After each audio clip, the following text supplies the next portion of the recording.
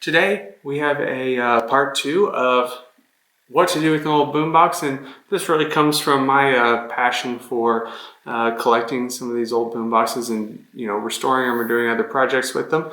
Now, the last time we talked, we covered a few things. We covered what I kind of get started with, which is cleaning these old boomboxes is like step number one, and I still haven't cleaned this one. So step number two, we talked about, it's like a half step safety. Just before you plug these things in, make sure that the cord that you're going to plug in, that some hobo had tying his bed together, isn't like all frayed. So there's weird people out there, and you don't know where you got this. Well, you probably do because you got it there, but you know what I'm saying. Just check, make sure everything looks like we're good. Anytime you plug anything in that you got from some weirdo's house, just check it out. So step safety, check. And then we did some testing. Now we did get cut off, but basically what I always try and do is go through and just see what functions are going to work and what aren't. So it's hard when you find one of these at a sale or something, or just any kind of place where you can't plug it in and have the time to make sure that everything works on it. You're going to kind of take a leap of faith. And what I will say is, usually, unless something major is wrong, the radio circuitry is pretty robust in there, and it tends to work when the other functions won't. So mainly the tape player, the cassette decks in a lot of these old boom boxes, and just even like the cassette players that you would have inside in your house from this generation, the belts just go to crap. So there's no way around it, and the truth is it sucks to replace them. If you have a nicer cassette deck or a nicer boom box and you have somebody that you know, or you can do it yourself, it's a tedious process. It's something that you have to kind of make sure that you keep everything organized, and it kind of sucks. So I would say that if you have a cheaper boom box like this General Electric one, what I'm going to do is actually open up the case and see if it's something that is easy to access. So that's usually the main part. The belts, you can get kits made for a specific radio, or a specific boombox or specific cassette player, or you can get like a broad range of belts that'll fit a lot of things. It just won't be tailored and measured exactly for your boombox. So if you have something nicer, you probably want to pay for the exact belts. If you're just trying to make something old work just for shoots and giggles, hey, then do whatever you want, because these are things that if you bought it, it's yours. We're going to open up the back and just see if we can tell easily if it's something I could throw a belt on, if it's something that you have to take everything apart in the cassette player to get the belt to work. I'm not going to do it. I'm not going to do it. And so from there, we're going to figure out what we do next. This thing actually had a tape in it when I bought it.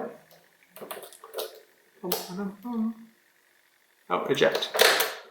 And it is the Best of Abbott and Costello.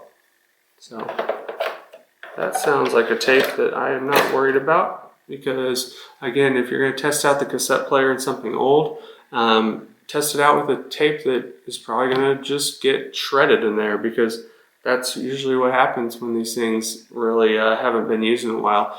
You're just not going to want to risk something awesome. When I play this one, I'll plug it back in, but I remember from last time I tried it, basically if you press the play button, you can hear a buzzing noise, but what that is it's just the motor of that tape driver turning and not turning anything along with it. So one or more of the belts is just not connected. So most of these, again, are belt driven. I wish they all had gears and just would work without kind of having to be serviced, but that's just not the case. So let's do what is next and take off the back and see. Again, either way, I'm going to end up using this for something.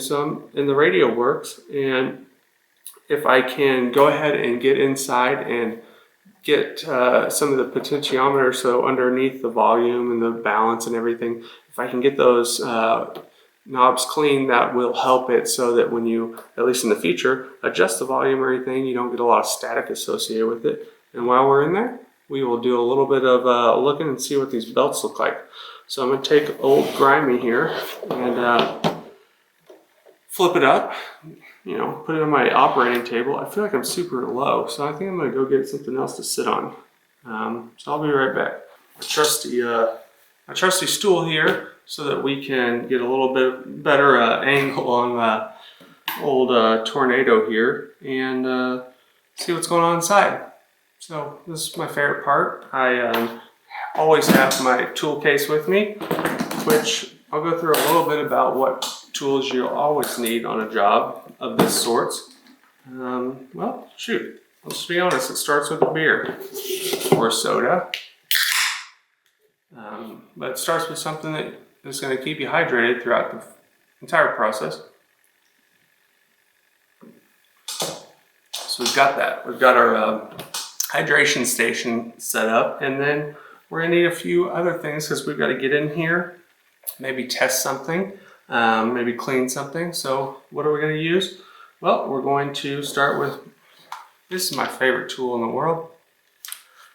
You can't get them anymore. I even wrote to Dremel and I said, hey, no, you guys don't make these anymore, but I'm kind of worried that someday mine's going to break, and if I can just get another one. I think I sent photos of me with it, just like, you know, showing throughout the years, like, this is my ride or die, and this is my Dremel little, I think 7 point something volts, rechargeable little screwdriver. But you can freaking build a house with this thing. So it's crazy they don't make it anymore. Obviously, Dremel, you don't sponsor this, but I want to sponsor you. And if I could sponsor you, and then you can send me this thing, I will be grateful. So what I love this for is, obviously, you can put different bits in it. But a lot of these boom boxes just have a little bit of a socket in here. I just assumed it was Phillips head.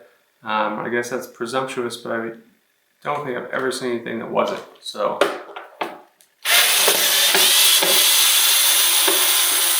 and that's why I love this Dremel. Uh-oh, we got a deep one. Uh-oh. All right, we'll get the others.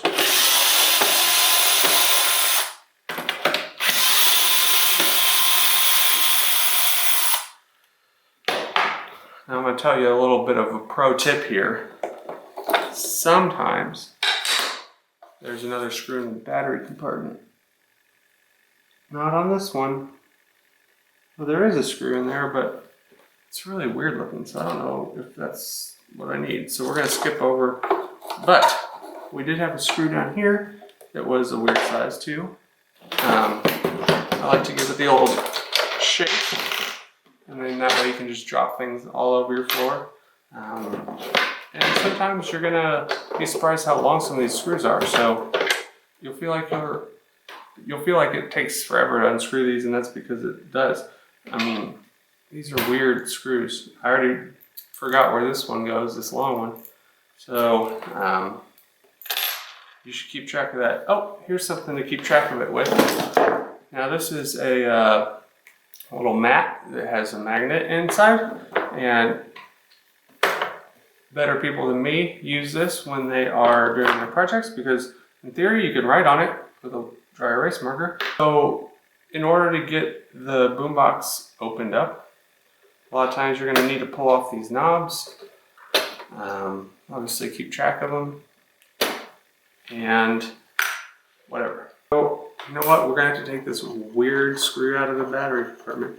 I thought we were done with this, but this is a boombox that keeps on giving up. All right, open. Ew, it just sounds crusty. Oh, we're in. Well, let's see, what do we got connected? Well, there was the antenna. Something fell out, and then we got, oh Lord, well, we got this. Oh, so this is my battery. You know, there we go. So we got the back off. Look at that dirty mess. And we did manage to pull these wires out. I'll fix it. Oh no. I do a lot of this. And this is going to be unscrewed. Let's do it. We've got most of the screws out. Hopefully all of them. I just don't know until I try and yank on this. Nope, it doesn't feel like we got them all. Alright, let's take out more screws.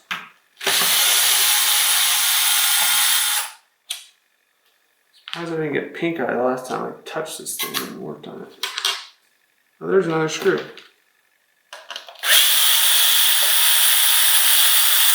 I mean, we could do this all day. And this is why this isn't a tutorial. It's for purely non-educational value. Unless you want to do this, but I would recommend learning from me. Okay, so let's roll up our sleeves even more. And let's lift and hope that we got these screws out. Look at that. Now here you've got some stuff that fell out. Put that there too. Let's just get in there. I mean, we're in. Let's go in further. So this is why, personally, I don't do tape decks. Because I am not an expert at focusing on things. But I will keep taking them apart. And then I will just keep taking them apart. If it has a screw in it, oh, there's that. These things are fragile, so keep them safe. And now we've got more screws. Interesting. Alright, so a lot of people don't know this, but this is your radio tuning knob. And what it is connected to is this piece of literal string. So string that is holding up very well. I wish they made cars out of this string because it will never break. And it just moves this thing around. Hello. Ugh. Oh, gross. So, believe it or not, no surprise, under the dirty knob was a dirty knob blob. It was holding the knob on. I hope I didn't need to tell you, but don't have anything plugged in while you do any of this. I mean, we said check for safety, and part of the safety check means don't work on something that's plugged in. I think this project is going great so far. So let me roll up my sleeves a little more and let's dive back into this. So I like to use some of this contact cleaner, which in this case is Deoxit D5. I'm just spraying all of them. And then what do? You just move these knobs back and forth. Ooh, it's getting better. You can actually, sometimes you can feel like it moves smoother. You're just gonna keep spinning these things all the way around. Very nice. It's kind of relaxing in a weird, I wonder if this is giving me cancer on my fingers feeling. So let's wipe that off. Hold on, that's it. I think at this point they are just well turned. I think we did it about 1,000 times if you didn't see that, but I would just say spray some of that spray in, and you're just going to want some kind of electronic contact cleaner. So just use your judgment. If you are working on something really nice, use something that is probably a better product. If you're just trying to use what you got, and we've all done that before, no one's going to blame you unless you're like ruining something awesome, which I only did one time. I'm not going to tell you guys about it. And so in this case, I think we're at a point where this thing is not something I'm going to fix the tape deck on. So if you get to a point where you are unable to use your skill set to repair it, you have some choices to make. And one of the choices is to take it to somebody and pay them like, $75 to fix it. And then if you don't want to do that, you can just listen to the radio and not enjoy the tape deck, which you'll probably be fine with. But if you are like me and you want to say, hey, I don't necessarily have to listen to tapes, I like having the radio, but you know what would be cool is if I could stream music from my phone. That's another option. So if you have a little Bluetooth receiver, you can use that, and that's what I like to do. I've got some videos on it. It's actually not that hard to do, but it's not easy if you have no electronic background. The truth is, you really do need to have a degree of knowledge when it comes to how to solder and how to use a multimeter and how to look things up in a fashion that you'll understand what you're seeing, because if you look up a specific chip on the internet, you're going to need a data sheet and you're going to need to understand what that means. But at this point, what I got to do is figure out what chip to solder onto and then what screws go where, because I don't know if you watched all of this, but I am going to have to as well. But thanks for watching Why Not Make. My name is Colin, and this is a special channel dedicated to special projects. So we'll see you next time, and I'm not sure when that is, but I hope it's coming up soon. Thanks.